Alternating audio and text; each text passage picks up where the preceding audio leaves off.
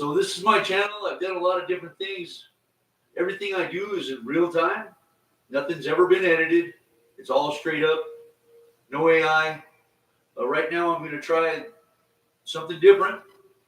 I'm going to read. I wrote this book, and I've never had it published or anything, but I'm going to go ahead and I'm going to start reading it. I hope I can get your attention, and hopefully you'll like it. Hopefully it's good. Leave me a message in the comments, subscribe, whatever. Here it goes. It's called Oscar the Bandit. It was a cloudy winter day. A cool breeze whipped the blooded face of Oscar Brandt as he kicked up in an attempt to fight off his attacker. He tried, but it was futile, as the larger, older boy landed several punches to Oscar's face on the sidewalk outside the orphanage in the city of New York. The older kid broke Oscar's nose, and blood was puddled on the steps that led up to the front doors of the orphanage. Oscar screamed out a shrilling screech. The young nun responded to Oscar's cries and rushed down the stairs with her push broom swinging at the big fat bully who had beaten the 7-year-old badly. The older boy, who was about 12 years old, fell 2 steps to the street as the broom thumped him across the top of his head. He ran off yelling profanities at the nun as he ran off. "I'll be back for you, you ugly penguin-suited whore." He disappeared around the corner, and Beth Peterson picked up Oscar and carried him inside where she attended to his injuries. He had a broken nose and 2 black eyes that followed. Oscar was quickly learning the dangers of this part of town. It was in the barrio, also known as the ghetto or slums of New York City. He learned that not all kids live by the old saying, "Sticks and stones may break my bones, but names will never hurt me," especially Billy Barnsworth. His smart mouth ended up getting him a broken nose and 2 black eyes when he called Big Billy a big fat bully. That was a tongue twister. Oscar had become an orphan at the age of 3 years old. He could barely remember the face of his mother, who had taken her own life when her husband was convicted of murder and sent to Rikers Island for life.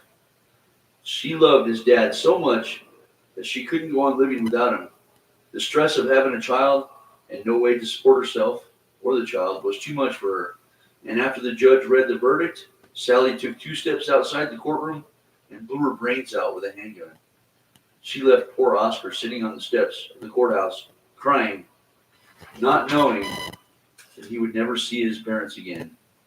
Oscar, the 3-year-old, was traumatized by what he saw outside the courthouse, and for many years he stopped doing the things normal children do at his age. He became mute. The doctors tried to get him to speak, but Oscar resented into infantism from being a toddler, and his condition kept him from being adopted by a regular family.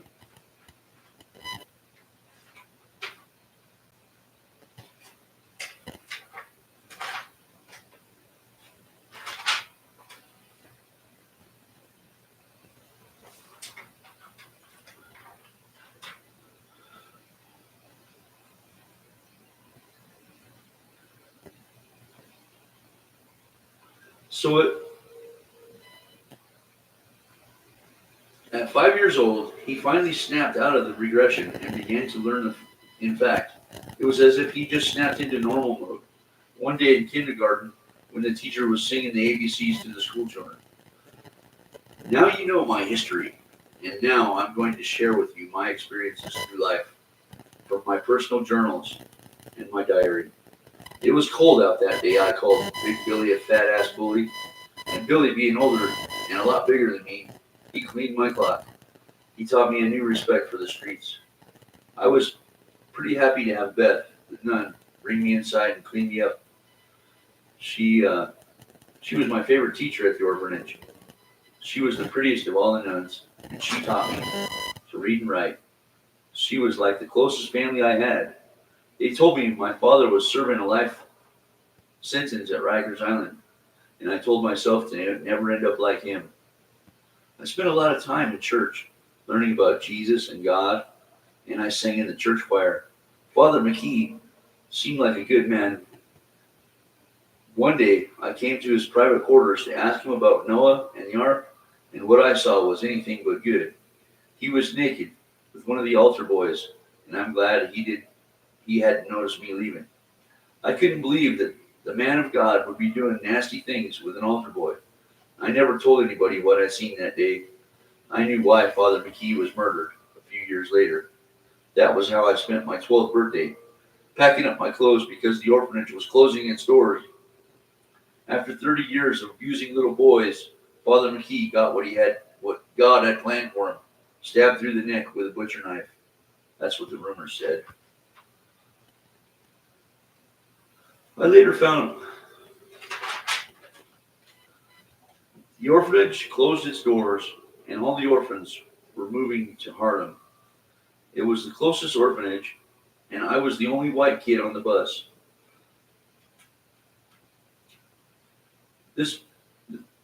The only space for me was between Guido and Darius in the Harlem orphanage. The rest of the kids were shipped out to New Jersey.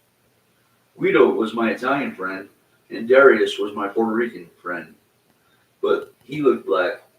I couldn't believe my luck. I wanted to go back to Beth Peterson at the orphanage. The way these kids looked at me, I was really scared. It was obvious not many white kids lived in Harlem. The room I was assigned to was a 4-man room. I was the youngest of the 4. Darius and Guido got the room with the younger kids across the hall. The oldest of the room was an African kid named Joe. He was almost 16 years old. He was almost 7 foot tall. It seemed he towered over me. The rest of us, he towered over all of us. Joe was a little bit slow. He was very quiet. We thought he was strange because he didn't speak much. I later found out that Joe was new to America. He was from Sudan, and he was still learning to speak the English language. His mother and father died from meningitis, caught on the filthy boat they used to cross the Atlantic. It turned out that Joe was really sad at the loss of his parents, and he really wasn't slow or retarded. He was just big, sad, black African boy about to become a man at 16. The orphanage expected him to get a job and start saving for a place of his own. Joe was a big guy with a big heart, and he was really nice to me. I took a liking to Joe right away. The other 2 kids in my room were both older than me. Kevin was 14 and Kelly was 15. They seemed really mean at first. I overheard them arguing about who was going to tell the cracker the rules. Kelly ended up telling me the rules. The rules were, we never tell anyone that we're orphans. We never let anybody know where we live. We don't make noise between 10 and 10. And if you have good snacks, you don't bring them in the room unless you got enough to share with everyone. Kevin and Kelly were into boxing and invited me to the YMCA with them. I agreed. For the next 10 weeks, they put me on a workout regimen that I thought was going to kill me. Needless to say, at 12 years old, I was starting to get into shape. For the most part, I felt that I was out of place, being the only white kid in the black neighborhood. The YMCA was the only place to go because the neighborhood was full of gangs and thugs and drugs. The streets were littered with trash. There were people living in boxes, makeshift tents, for several blocks. One day, I had a $5 bill that Beth sent me from New Jersey. She kept tabs on me like she was family, and she really was the only family I had, besides the boys at the orphanage. I walked to the drugstore to get some candy to share with the room. I walked 7 blocks to the Boss Drugs, jumping over bums, avoiding boxes, and I finally got to the store. I bought a giant bag of M&Ms, and I stashed them inside my coat to keep them safe as I navigated the 7 blocks back to the orphanage. I made it to 5th Avenue, 2 blocks from home, when I was surrounded by 3 gang members. "Where are you going, cracker? In such a hurry?" one of them spoke. I remembered the rule. I said nothing. "Hey, honky, I'm talking to you." I was stuck. If I tried to run for it, they would see me run into the orphanage. I hesitated. I'm sure the trio could see the fear permeating out me. I answered, "I'm going home to my mama," I lied. "Why you lying to us?" one of them said. "We saw where you came from. You're one of those orphan kids." I'm not, I lied again. Then I felt a fist graze my chin. I backed up a step, just like Kevin showed me, and I dodged another punch. And my adrenaline kicked in. I started throwing punches as fast as I could. It seemed like I threw 10 punches to every one punch they threw. I connected and knocked the first one to the ground. Instinct kicked in, and I punched the other two, connecting hard as they both ran off. I helped the other kid up off the ground. I thought I killed him at first. He apologized to me. I could see he didn't want any more fight with me. He spoke to me. I'm sorry, kid. I mean, you got a hell of a right hook. And I never thought a kid like you could fight like that. My name is Wayne. They call me Busy, because I'm always busy running errands for the big homies. I was angry with him, but I was shocked at my ability to beat these guys. It kind of felt good. I said, Busy, I gotta go. Don't tell anybody about this or where I'm from. Those other kids will stomp me out if they think I broke the rules about where we live. I ran off, almost forgetting the big bag of candy I would share with my new family. I ran up the stairs to the room. I was very hyped up, I guess. It was written all over my face. Kevin asked me, what are you all beaming and gleaming for? Looks like you won the lottery or something. I pulled out the bag of M&Ms. Why, you did win the lottery. Hot damn, said Kelly as he held out his hand. Joe was lacing up a new pair of shoes. They were Nike Air Jordans, high tops, red and white. I'm joining the high school basketball team. The players all pitched in to buy me these shoes, he proudly announced. I know you ain't that excited about M&Ms, Oscar. What's shaking? I told him about the fight. Were those gangbangers wearing red or blue? He asked. Red, I said triumphantly. Uh-oh, we're going to have some trouble with them ones, he said. But good for you, Oscar. I've been wanting to do the same for a long time. We should be cool as long as they didn't see where you live. I think they know where I'm from, I said. I think that's why they was messing with me. Well, it's not your fault. They had some beef with us and some other kids here who have taken to the color of blue, if you know what I mean. I didn't know. I didn't know what that means. But I guess it means that the other kids had joined a gang, a rival gang, and it means we're about to see a lot of action around here. That's what Kevin said. I was glad to go to the YMCA the next morning because I wanted to swim. I started diving from a medium-sized diving board and did a belly flop because I thought I was tough. The water hit me right in the solar plexus and knocked the wind out of me. Luckily, the lifeguard was paying attention and pulled me out to safety. I'll never do that again. I like swimming a lot, and I spent most of my summer swimming and diving, doing flips off the diving board. The summer ended and school was starting. I was changing into a new school.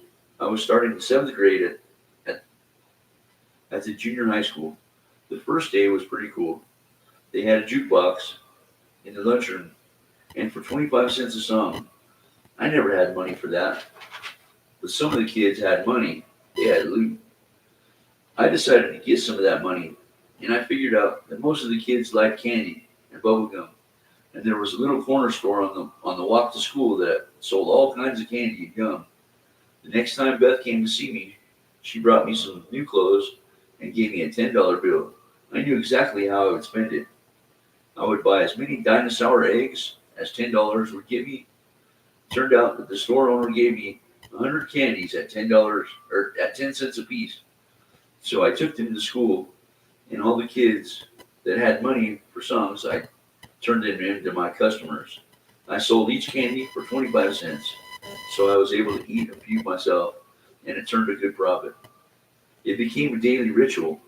The candy business became my own personal enterprise. I learned how to use my money to profit. That school year, I must have made a lot of money because I had over 1,000 candies and almost $500 sacked away.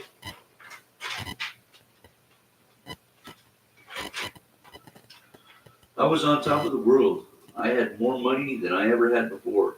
I decided that I would buy myself a bicycle, a brand new one. I had my eyes on a Diamondback. It was $199. the most expensive bike in the store. So I went to my room and I grabbed the sock that I had all my money stashed in. I counted out $235. I thought about it and grabbed another 15 so I could buy a lock too.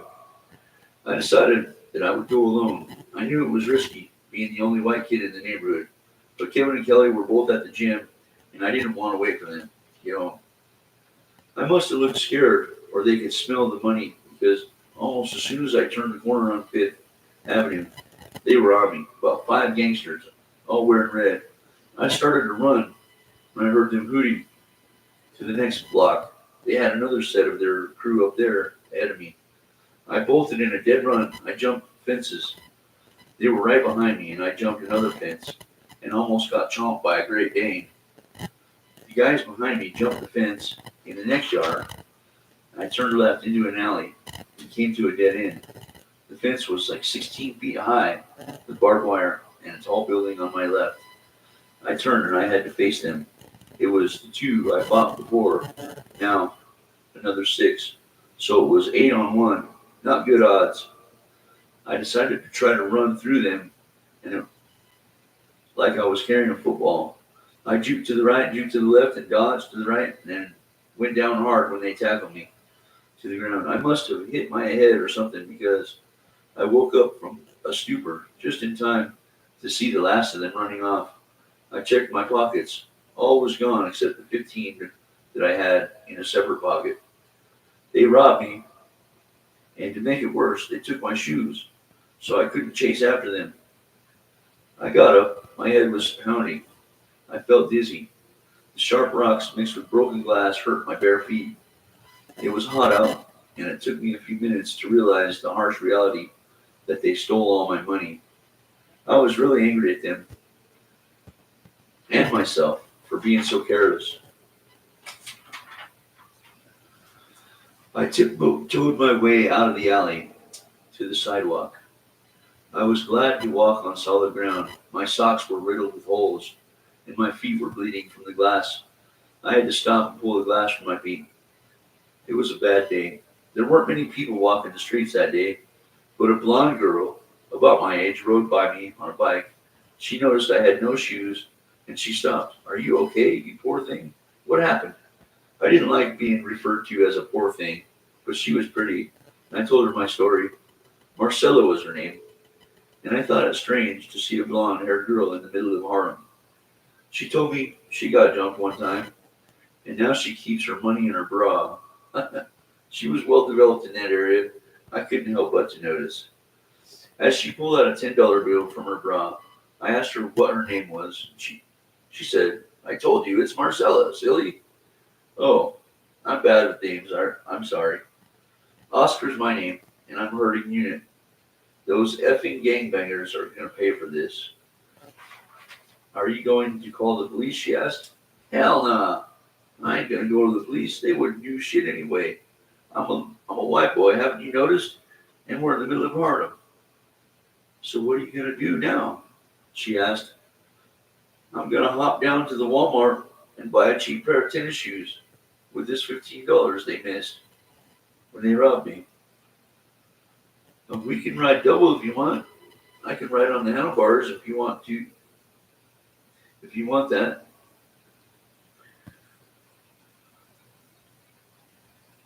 "That's what me and my brother do sometimes." "You would do that for me?" I couldn't believe my luck. My luck was so bad, but so good too. "Let's go," I said. She was easy to, because she didn't weigh much, but 80 pounds. And I could smell her hair as the wind whipped wisps of hair by my nose. She smelled good. I had never been this close to a girl before, and it got me excited. We got to the store, and they wouldn't let me in because I was barefoot. The sign on the door said, "No shoes, no shirt, no service." I was kind of mad at that point. "What size shoe do you wear?" Marcella asked. I told her I wore size 10. She said she would pick me out a pair she thinks I'd like. So I gave her my $15, and I waited what seemed to be like a real long time. I was about to leave thinking she had taken my money, but I remembered her bike was still locked up out at the bike rack, which was a relief. I was thinking to myself, how could I think she would rip me off? And I was kind of ashamed of myself. Here she was, a beautiful girl, taking the time to help me out, and I'm thinking the worst of her. When she finally walked out of the store, try these on, Oscar. I noticed the price right away. They were $21. I knew she had spent some of her own money to give me a good pair of shoes. I immediately said, these have to go back. I only gave you $15. I know, silly. You can't spend $15 on shoes. You'll tear them up in 2 weeks. I had $10 and I kind of like you. She leaned in and she kissed me right on the lips. I was in shock. I'd never kissed a girl before. It happened so fast. What's the matter? I ain't got cooties, she said with a smile. I know, wow. Can I have another kiss? That felt really good. She kissed me again, only this time she stuck her tongue in my mouth. You've never kissed a girl before, have you? She asked. Well, once, I lied. Not a girl as pretty as you, I cleverly said. Come on, let's go to the park. It's just around the corner. We'll walk, and I'll get my bike on the way back, okay? Okay, I said. I got money at home. I can replace the money you spent. That's okay. You can take me out for ice cream tomorrow, said Marcella. Okay, I said. My eyes were wide. I was really excited that day. That day started out bad, but it was turning into be a really great day. We walked over to the park. Immediately, she grabbed me and started kissing me. We found a shade tree, kissed each other, and lost track of time. She taught me all the ways to kiss, and then it was almost dark.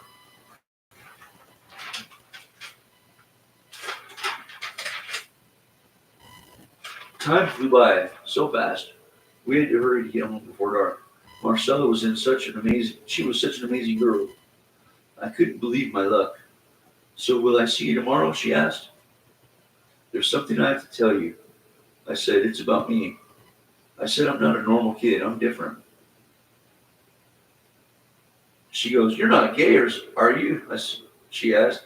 Of course not. It's just, I'm not like other kids. I don't have a mom or dad. I'm an orphan. I said, oh, Oscar, I'm sorry. I didn't know. But I don't care about that. I mean, I care. But you are who you are, and I like you a lot. I've had a great day with you, and I want to see you tomorrow. I don't care if you're rich or poor. You're a handsome young man, and I like hanging out with you. So, will I see you again tomorrow? She asked with a hopeful look. I'm going to see you right, she said. I was still in shock, and it took me a long time to answer. Hey, daydreamer, wake up, she said. I asked you a question. She looked at me with serious eyes. Oh, hell yeah, I said as I snapped out of the daze. Tomorrow is my boxing day at the gym, at the YMCA, I told her. And after a long day like yesterday, I'm going to train really hard because I'm going to find them guys. I'm going to kick their asses, I threatened. So come to the gym at 1 p.m. and then we will go swimming. And after that, we can go to the Italian ice cream store on 9th Avenue. I promised you an ice cream, remember? Okay, I gotta get back. My dad will want me home before he gets there. I'll see you tomorrow. She kissed me again on the lips. I ran all the way back to the orphanage with a smile on my face. I was gleaming. Alright, I'm gonna stop right there. And hopefully you're interested.